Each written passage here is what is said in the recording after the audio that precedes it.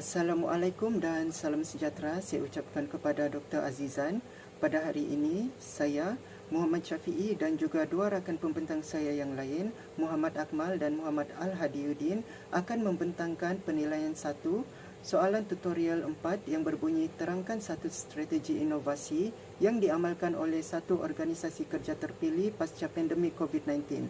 Untuk maklumat, organisasi kerja yang kami pilih adalah organisasi Pandemik COVID-19 yang melanda dunia telah memaksa Malaysia melaksanakan Perintah Kawalan Pergerakan pada Mac 2020.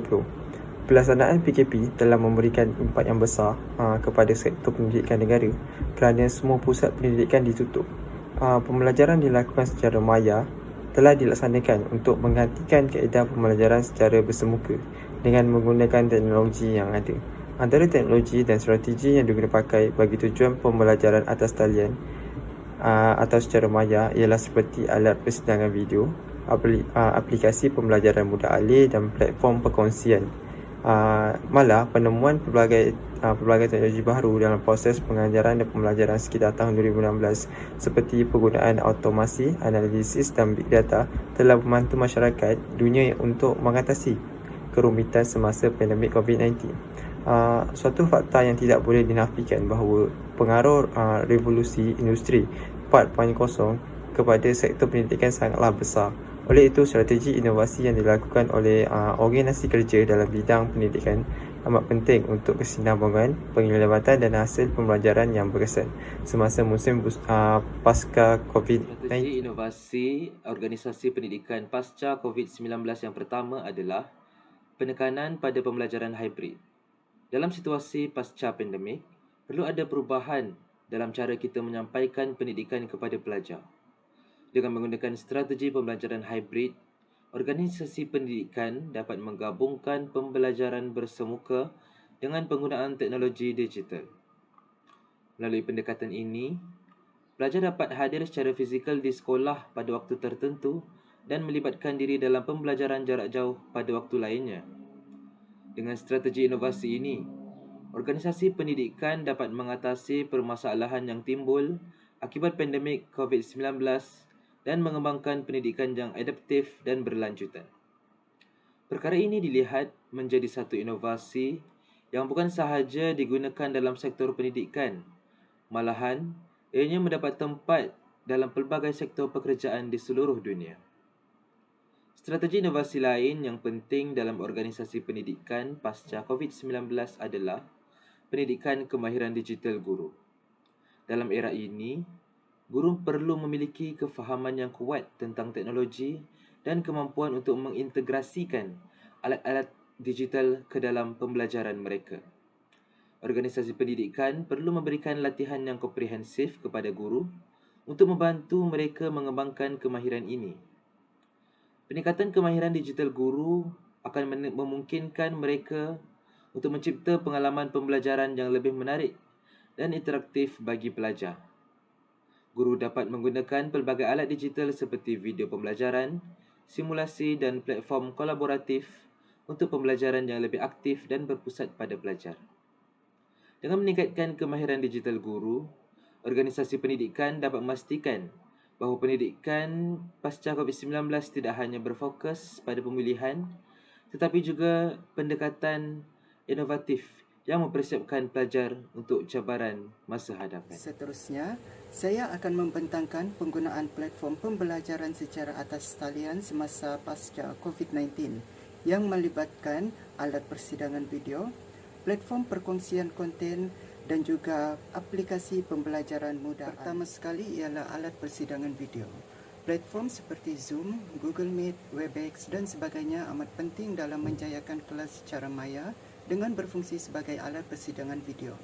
Kecanggihan dalam teknologi internet telah melengkapkan platform-platform tersebut dengan ciri dan fungsi seperti audio langsung dan komunikasi video, perkongsian skrin dan ciri interaksi seperti perbualan, papan putih dan sebagainya yang dapat membantu proses pembelajaran dan pengajaran PDPR. Ciri-ciri ini membuatkan tenaga pengajar dan juga pelajar mampu merasakan sesi pembelajaran yang seakan secara bersemuka. Pernyataan ini kemudian disokong dengan kajian yang telah dijalankan oleh Shuning pada tahun 2020 yang mendapati bahawa platform Zoom telah menjadi pilihan utama kebanyakan institusi dan organisasi pendidikan. Seterusnya ialah platform perkongsian konten.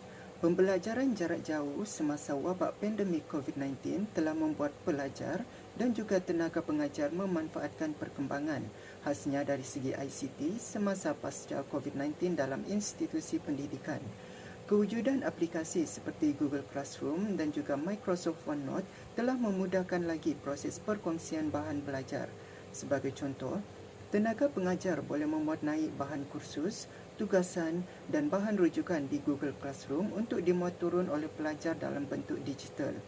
Aplikasi-aplikasi tersebut mampu memberikan kesan yang positif khasnya kepada pelajar dari segi peningkatan kerjasama dan penglibatan semasa kelas melalui penggunaan Google Classroom.